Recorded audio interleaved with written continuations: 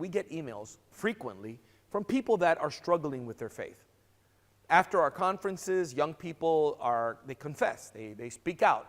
And this is one such email we got from a young lady. Listen to her words very carefully because they are very telling of what happens in the heart and the mind and the struggle and the battle that these kids are fighting. Quote, I attended a camp that you spoke at this past summer. I am now a freshman at Auburn University. I'm planning to study in the field of science. I have always attended a Baptist church with my parents. I was raised in a Christian home, and up until 6 months ago, I would call myself a devout Christian. I was never taught, however, about other religions aside from Christianity. I was just told that they were wrong. As you said at camp, the church has given answers that don't hold any water in a debate. I knew my beliefs would be questioned when I came to college. I just wasn't expecting not to have a reasonable answer. I'm doubting my faith at this time. I can't answer the questions that are asked of me, at least not with answers that I actually believe. I can easily repeat what I was told. I want to make a point about that in a minute, so keep that phrase in your mind. I cannot respond with answers that I actually believe. I can easily repeat what was told me by others. That's a key point. We're going to come back to that. The professors and friends I have logical reasoning behind their beliefs, whereas I lack any reason I support. I found out within a matter of weeks that I was uneducated, ignorant, narrow-minded, and didn't stand the chance against any of the arguments and questions I was presented with. Now I'm verging not only on seeing their side of the story, but believing it. And this genuinely scares me. I do not want to believe that I have no purpose, that a God doesn't exist, that everything I have been taught was a lie. Yet, is this why religion exists? To appease our fears? I'm not one to be easily persuaded, but to say that I've been bombarded with facts, evidence, and different religions would be an understatement. I don't have the answer to these questions. I hope that there is an answer. Thank you for your time. And she signs the note. Now, we responded to her for several months. And then all of a sudden, we stopped hearing from her. We have to assume the worst. She abandoned her faith. Now, I want to go back to that phrase that she said. I can give answers that other people give me. I just can't give an answer I actually believe. See, what's going on here? I think the core, the foundation of this problem is that we lack conviction.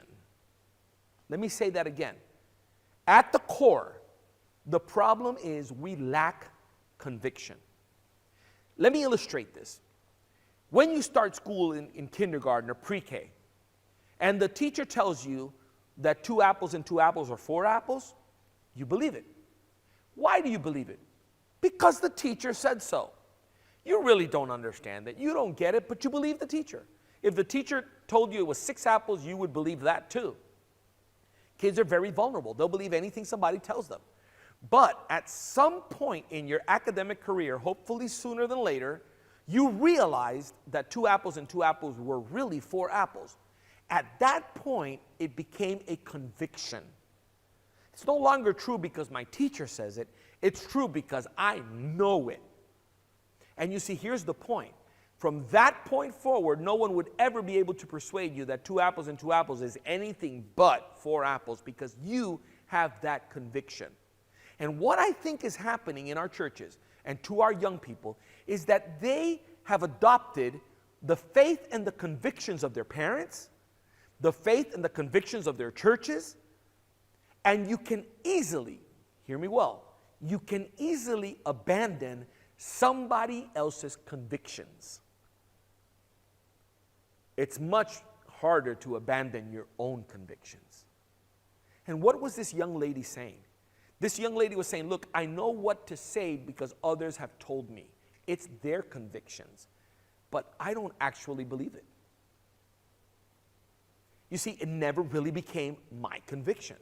So we have to be very intentional of having, specifically our young people, and any new believer, we need to be intentional about having people take a belief and turn it into a conviction.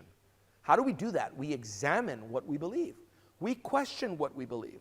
We question why we believe it. We look for evidence to support what we believe.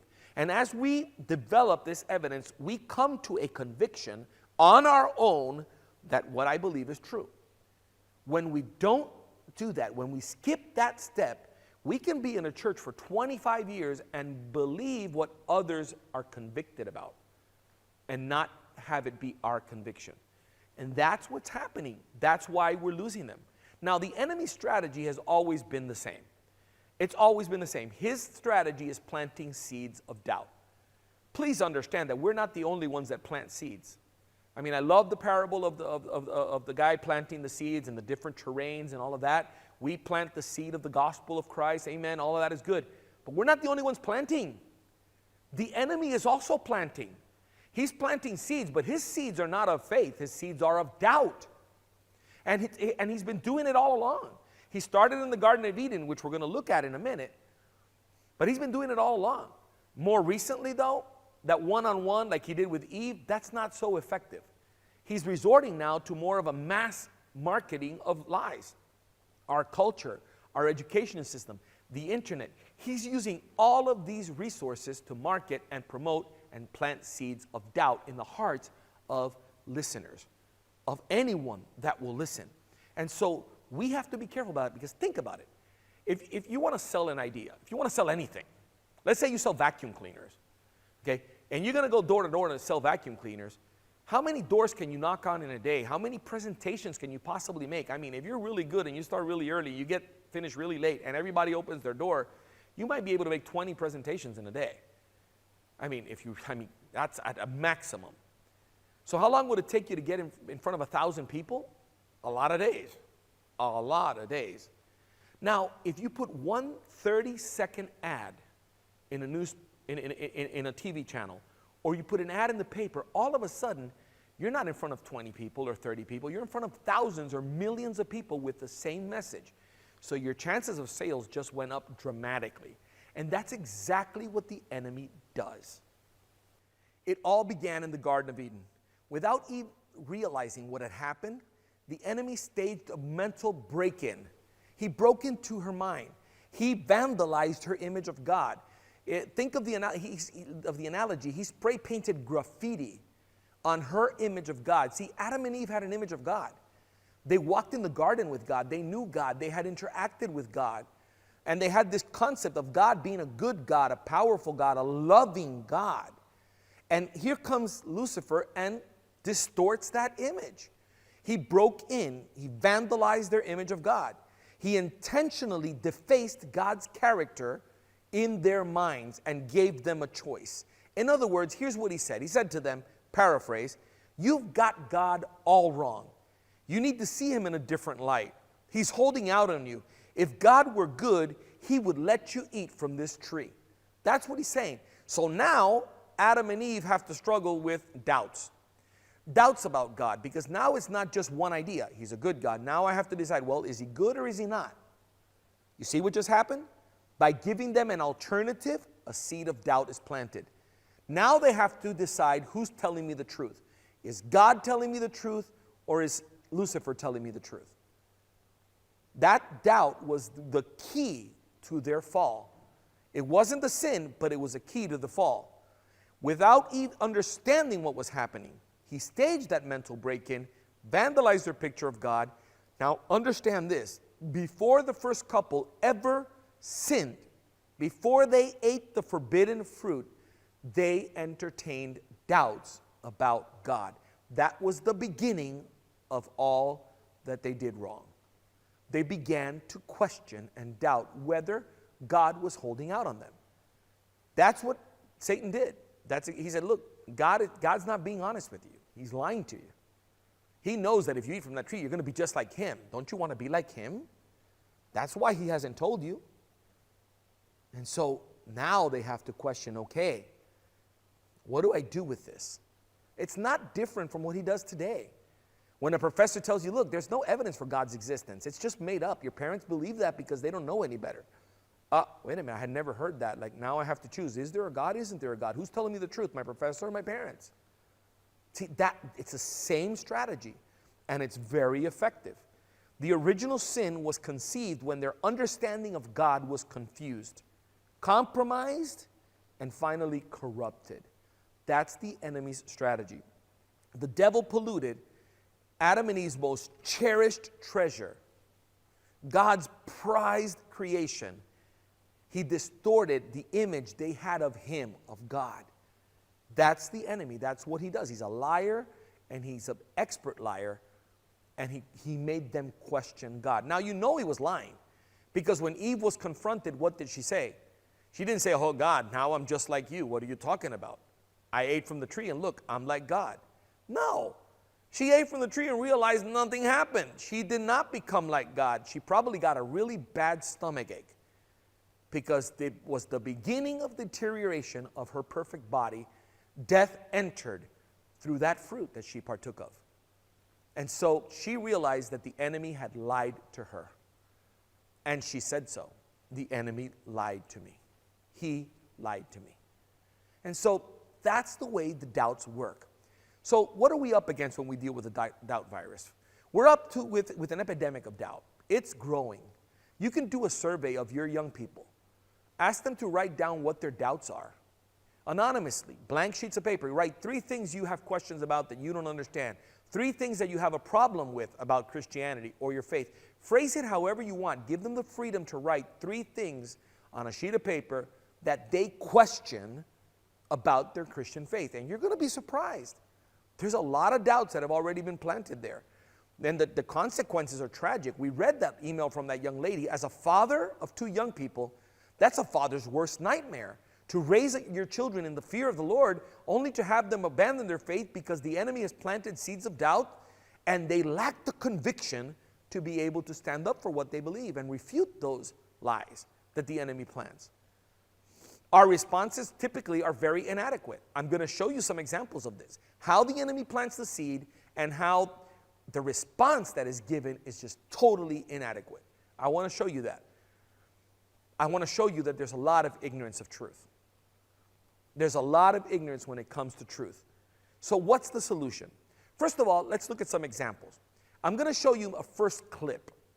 And this clip is from a series that was on television called Firefly.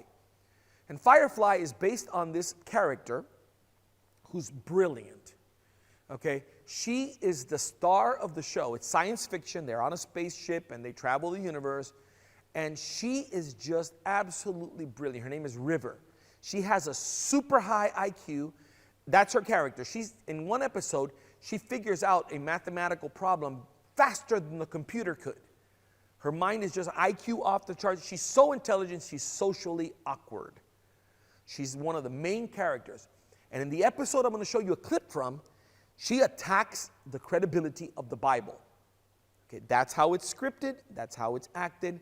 And then I'm going to show you a second clip where she gets a response, a counter argument, if you would say, from the priest or pastor or spiritual leader that is also on the spaceship. Another character on the spaceship is a spiritual leader. And he attempts to respond to her. Key word there is attempts. And by the way, fails miserably. Let me show you what this interaction sounds like and how a seed of doubt is planted in the hearts of your young people when they watch a show like this. And every show, I don't care what you look at, Marvel, DC Comics, anything, Hollywood Studios, MGM, I mean, Universal, anything, Disney Channel, I mean, it doesn't matter what you watch. The enemy has planted seeds of doubts across the spectrum to get everybody and as many people as he can to doubt via this mass marketing of television and movies. And again, please, I'm not telling you not to watch movies. I'm asking you to think critically when you watch these things and listen to what is said and go and check out the facts, research it, find the answers, because when you look for the truth, you're going to find it, and the truth is always going to be on our side because we have the truth. There's nothing to be afraid of here. We just cannot embrace the doubt and just leave it there. We have to do something about it. Watch this clip, and then I'll tell you what I think. What are we up to, sweetheart? Fixing your Bible. What? Bible's broken. Contradictions, false logistics. Doesn't make sense. No, you can't. So we'll integrate non-progressional evolution theory with God's creation of Eden. 11 inherent metaphoric parallels already there. 11. Important number, prime number. 1 goes into the house of 11 11 times, but always comes out 1. Noah's Ark is a problem. Really? We'll have to call it early quantum state phenomenon. Only way to fit 5,000 species of mammal on the same boat. Give me that. River, you don't fix the Bible. It's broken.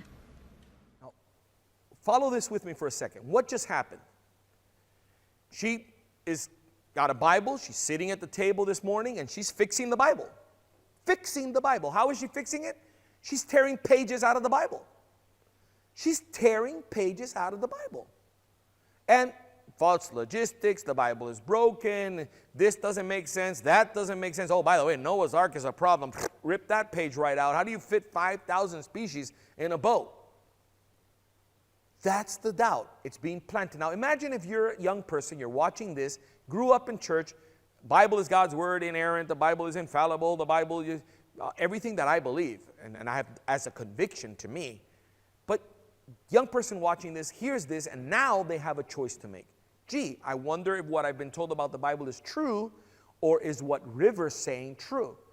Because she's so intelligent, how could she be wrong? She's probably right. I mean, she does things faster than a computer. And she's telling me the Bible is broken. Okay, but wait a minute. There might be hope, because now this guy is going to come and respond and tell her, you know what? This is how we deal with this. Let's listen to the response. It's not about making sense. It's about believing in something. And letting that belief be real enough to change your life. It's about faith. You don't fix faith, River. It fixes you.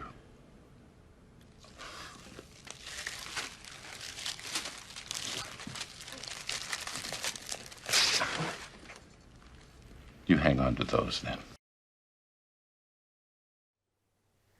So she looks really convinced, doesn't she?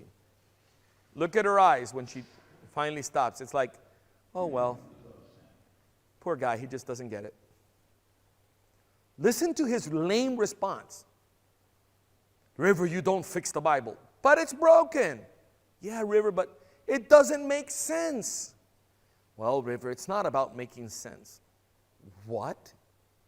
What do you mean it's not about making sense? The Bible is God's word.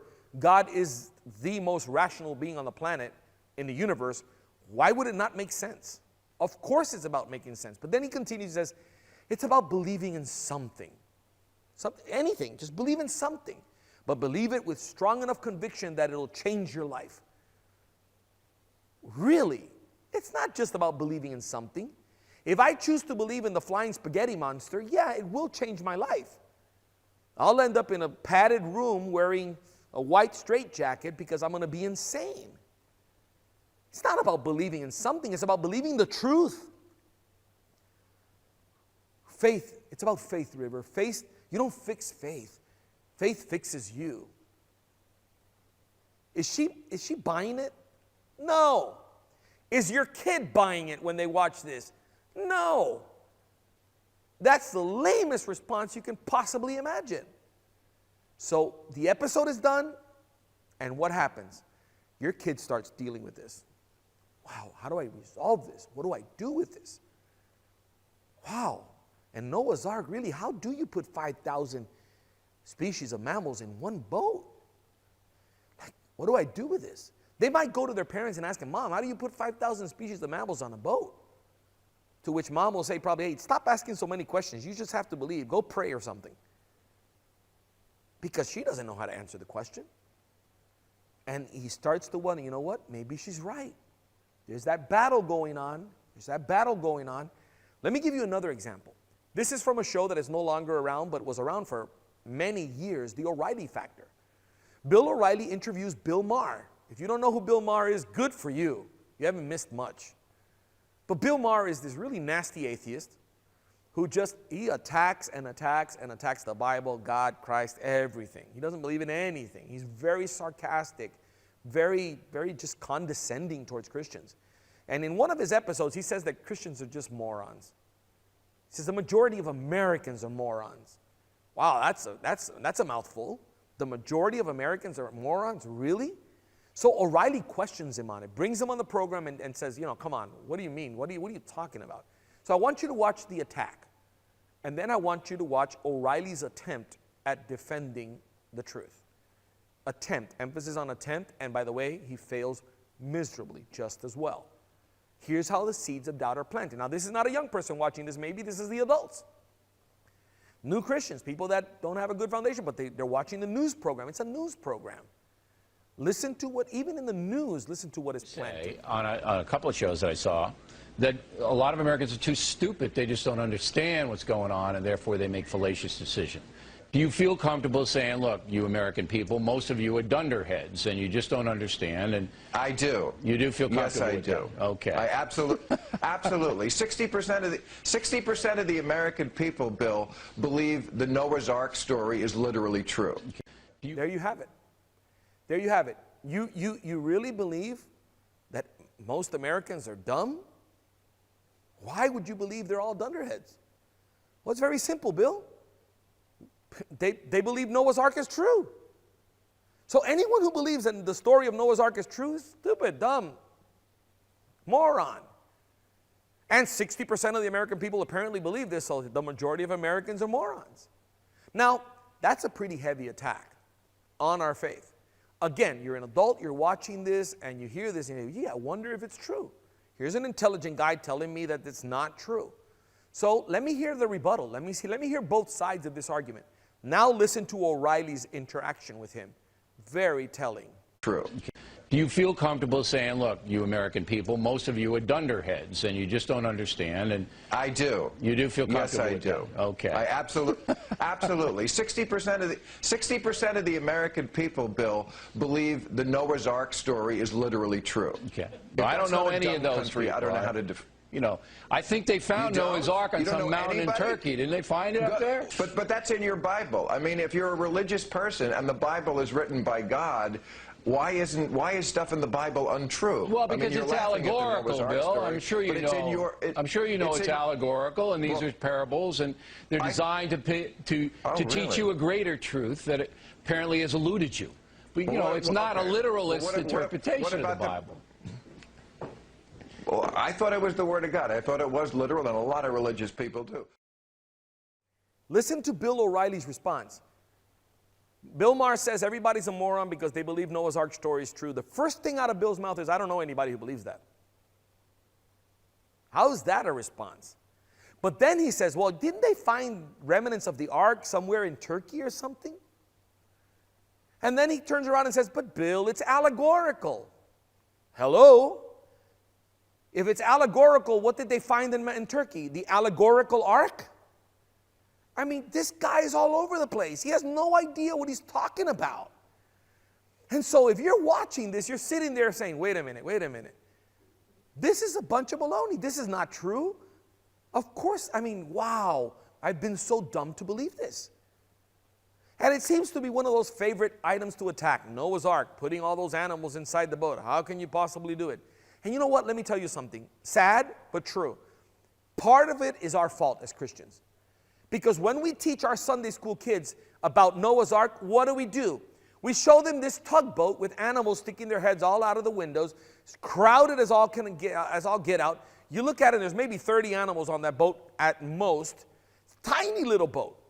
So if that's the image we put in the minds of our kids about what the ark looks like, and then they realize that you have to put 5,000 species in there, ain't happening.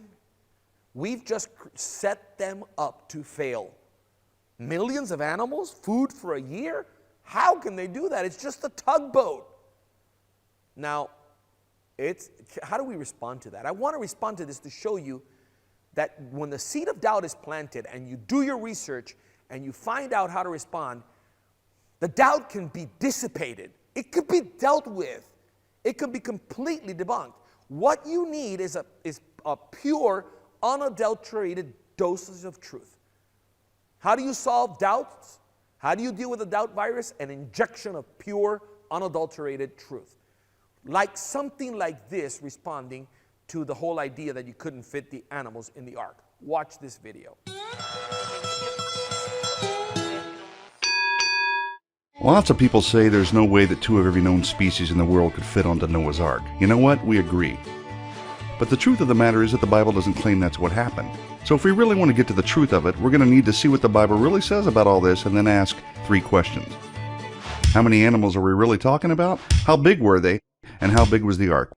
We answer those, we're closer to understanding the truth. Make sense? Good. So how many animals are we really talking about here? Well, let's jump back to move forward, shall we? Let's take a peek at day 5 of Creation Week and do a plain reading of Genesis 1 verse 21. And God created great whales and every living creature that moveth, which the waters brought forth abundantly after their kind, and every winged fowl after his kind. Jump ahead to Genesis 1:25, day 6, the same day man and woman were created, and here's what we get. And God made the beast of the earth after his kind, the cattle after their kind, and everything that creepeth upon the earth after his kind. So there you have a very clear account of the land and sea creatures created by God according to their kinds. Now, take a look at the phrase, according to their kind. What does it mean? Is it the same as species? I don't think so. It's possible that it's closer to what we call families in the typical biology class today, with some exceptions. Keep in mind that species is a man-made definition anyway. Confused? Let me explain. Let's take the dog kind, for example. We'll call the female dog taken on the ark Bingo, because that's the name of my first dog. Okay, from Bingo and her mate, you can get the various species of coyote, wolf, and even domestic dogs like the border collie, Great Dane, poodle, and so on. You get it? The different species we have now could have easily been generated after the flood from the information already present within the parent kind. So kind isn't the same as species at all. And a plain reading of the Bible teaches that Noah only had to take the representatives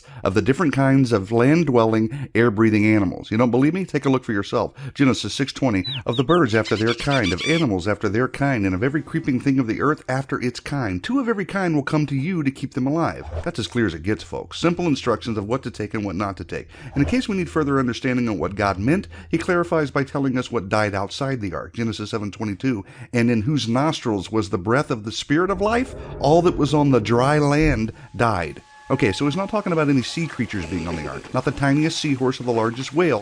Because the last time we checked, they weren't swimming around on dry land. He's also not talking about plant life or single-celled organisms or bacteria. No, only things that have the breath of life in its nostrils and are on dry land. That's great, you say. But how many original kinds of land-dwelling, air-breathing creatures are on the ark? Well, to be quite honest, we weren't there, and I don't have the time for each and every detail. But one leading ark researcher did a whole bunch of calculations and was very generous with the numbers he used. He selected the genus level and found that there are less than 8,000 kinds, or about 16,000 individual animals. So let's just round up to say 30,000 and then call it even. It'll make the math easier anyway.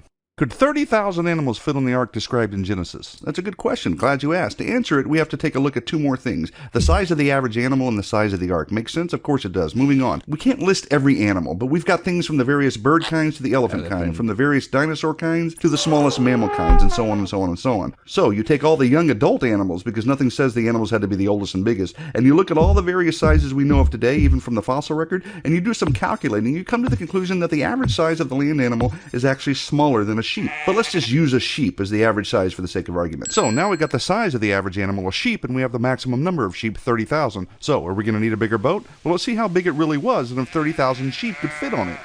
Back to the Bible. Genesis 6:15. The length of the ark shall be 300 cubits, its width 50 cubits, and its height 30 cubits. Genesis 6:16. You shall make a window for the ark, and you shall finish it to a cubit from above, and set the door of the ark in its side. You shall make it with lower, second, and third decks. Using what's known as the small cubit, that makes the ark approximately 450 feet long, 75 feet wide, and about 45 feet high, with 3 decks, a door, and a window. So this ain't no canoe or a bathtub boat with giraffe heads poking out of it. This is a huge seaworthy vessel. The total available floor space on the ark would have been over 100,000 square feet. The total cubic volume would have been 1,518,000 cubic feet, which is about the capacity of 522 railroad stock cars. So we're getting down to the nitty-gritty here, folks. How many sheep can fit into 522 stock cars? Well, just so happens I know the answer. The average double-deck railroad stock car can fit about 240 sheep. Now that's a lot of wool. So 522 stock cars holding 240 sheep-sized animals each gives us the hefty total of 125,280 sheep-sized creatures that could have fit onto the ark. Remember, we only needed to fit 30,000 on it, and 30,000 is almost 2 times the already generous estimate of animals necessary to represent all the species we see today.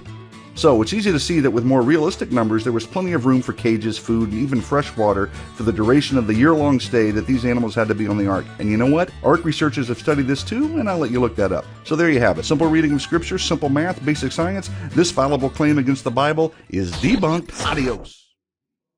That's what pure, unadulterated truth sounds like. That's what it is. Now, if you're ever in the Kentucky area, you have to visit the Ark Encounter. Answers in Genesis has built a life-size ark, a scale-size replica of the ark that is described in the Bible. And let me tell you, it's massive. You can see in this picture, I'm in the background, or in the foreground. In the background, you see the ark, and it is a massive structure. I spent an entire day going through the 3 floors of exhibits and just was blown away by it. I recommend everybody fly into Cincinnati, 20 minutes, you're there, unpaid advertisement.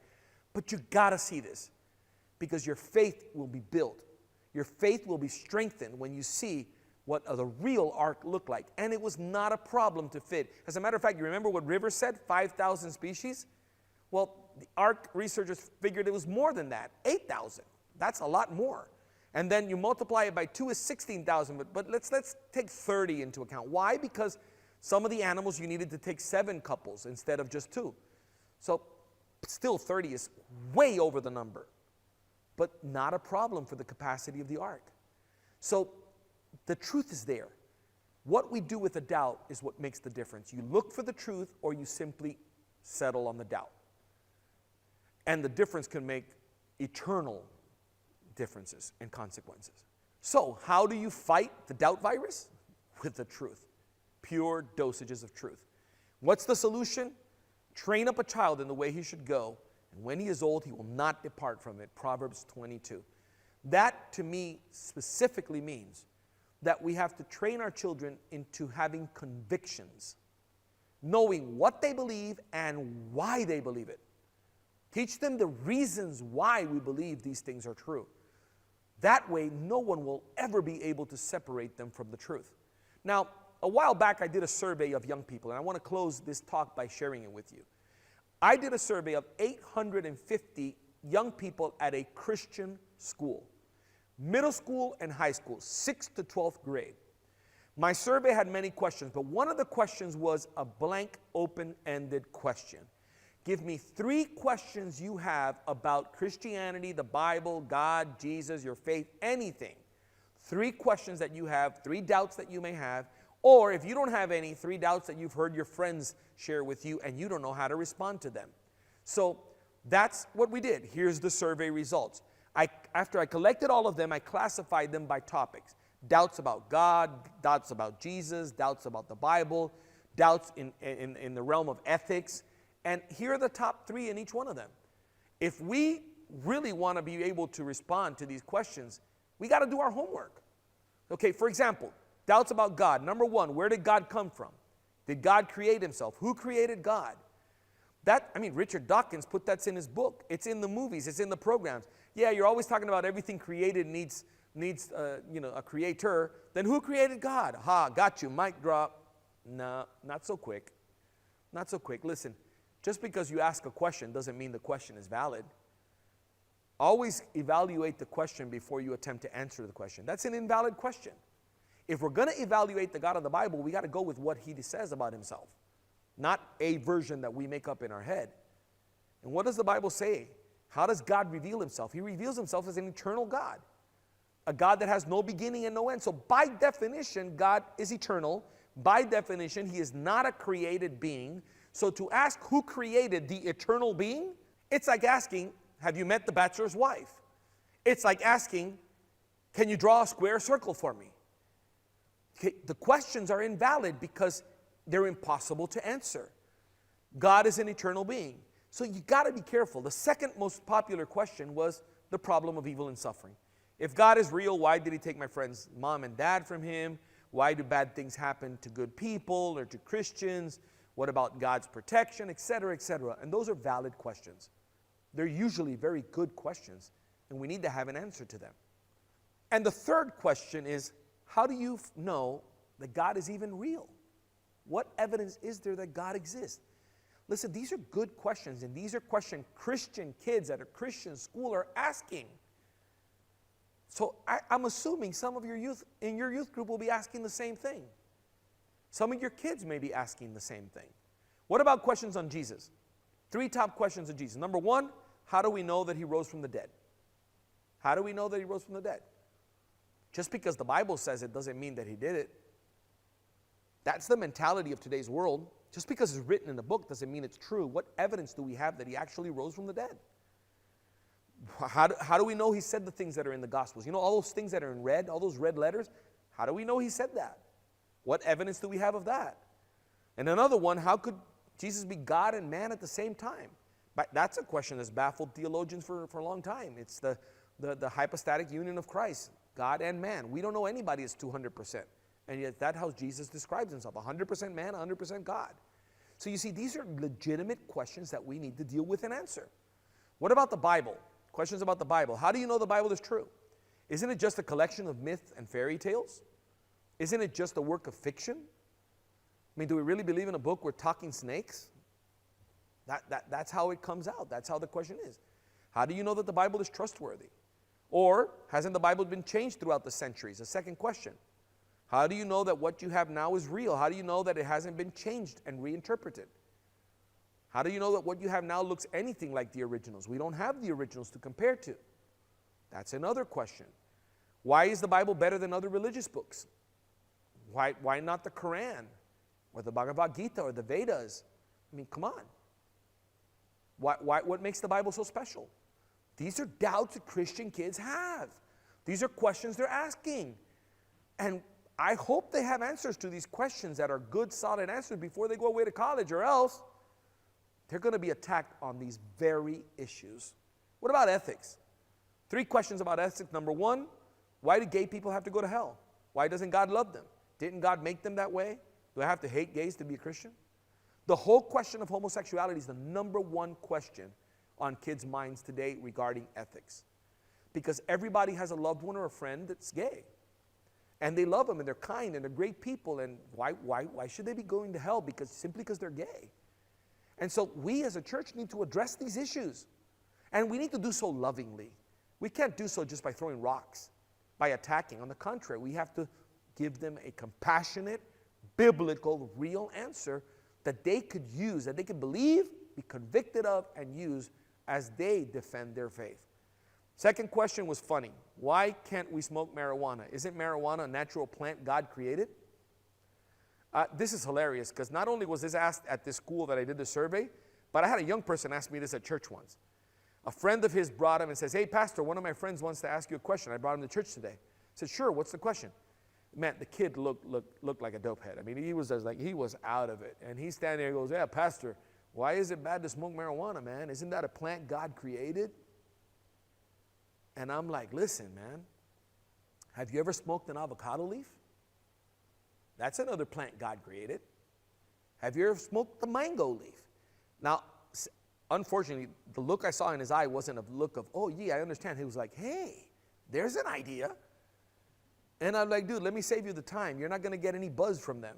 They're not going to produce anything good for you. So don't go try that now, okay? Please, I'm not giving you suggestions. What I'm telling you is that there's a lot of things God created and you don't go around smoking them. You don't smoke weed because you want to honor God. You smoke weed because you like the buzz that it gives you. And that's the problem. That's why God doesn't want you to smoke it. You know why? Because it alters your ability to think clearly. God doesn't want anything to take that ability from you. God values your freedom and your free will so much that nothing that impairs your ability to make good decisions on your own without any impairment, anything that affects that, God is against. That's why God doesn't like drunkenness. Because for the same reason, it impairs your judgment, your ability to make good decisions. But we need to have answers to these. I mean, that was an easy question to answer 5 years ago. I would just tell them, "Hey, listen, the law says it's illegal, and Romans 9 says we have to obey our authorities. So bingo, you're done." But now the law says it's legal. So what do I do now? Well, I have to find a better answer. And the better answer is the one I just gave you. We need to be able to answer these questions. The third question was, where does it say in the Bible that having sex before marriage is wrong? Well, that's an age-old question. That's been asked since the beginning of time. because young people don't want to wait. But hey, they're asking the questions, they have the doubts, we need to deal with them. So what needs to be done when you see these questions? What needs to be done? How do we deal with this? Let me give you some suggestions to wrap up this talk. First of all, we need training. We need exposure to the viruses in small quantities, followed by sound biblical responses. Let me give you that as a strategy. When I taught for many years high school seniors, I used a strategy that I called inoculation. What I would do is every week I would give my young people, my students, a challenge. I would give them a quote from Dawkins, from Dennett, from Harris, from one of these skeptics or atheists, and tell them, okay, how would you respond? I would give it to them as homework. They would have to struggle with it, come back the next day. They would really struggle at the beginning because they didn't have no idea how to respond. After they gave me their feedback, I collected their homework, then I would do a PowerPoint and totally debunk and destroy the attack and show them why it's irrational, incoherent, inconsistent. By the time I was done, man, that's a dumb idea. I can't believe that somebody would write that in a book. Exactly. But what was my objective? My objective was to expose them to the virus in a very small dosage in a controlled environment where I can allow them to think through it and then give them the injection of truth. Because from that point forward, that will never be a problem for that young person. They'll walk into a college classroom and the professor will throw that attack, oh, because Richard Dawkins says this and this and that. And their attitude is going to be, yeah, been there, done that, next. Like, I got this. That's not a problem. I worked that one out already. It's a process of inoculation, exposing them to these attacks and showing them how to respond.